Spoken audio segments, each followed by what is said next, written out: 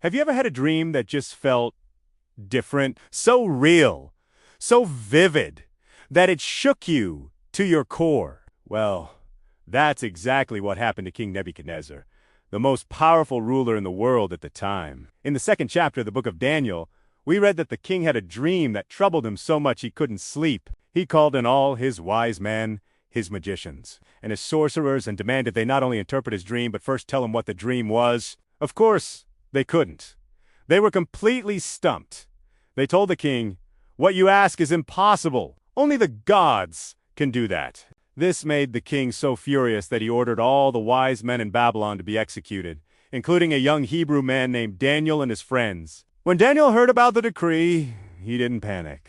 Instead, he asked for a little time and went straight to God in prayer. He knew that the one true God was the only source of real wisdom and the revealer of all mysteries. That night, God revealed the king's dream and its meaning to Daniel in a vision. The next day, Daniel was brought before the king. But before he said a word about the dream, he made one thing crystal clear. He said, "No wise man, enchanter, magician, or diviner can explain to the king the mystery he has asked about. But there is a God in heaven who reveals mysteries."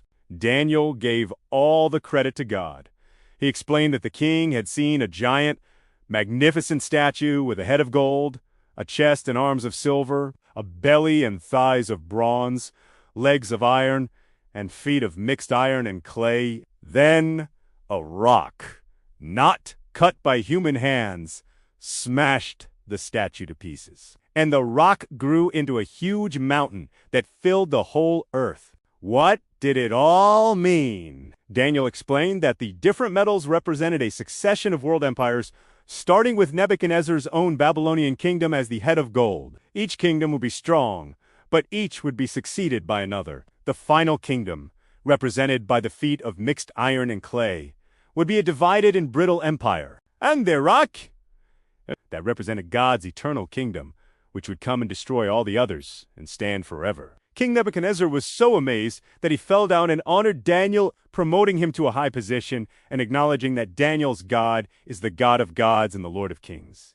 This incredible story shows us that no matter how big our problems seem, God holds the answers and the future in his hands.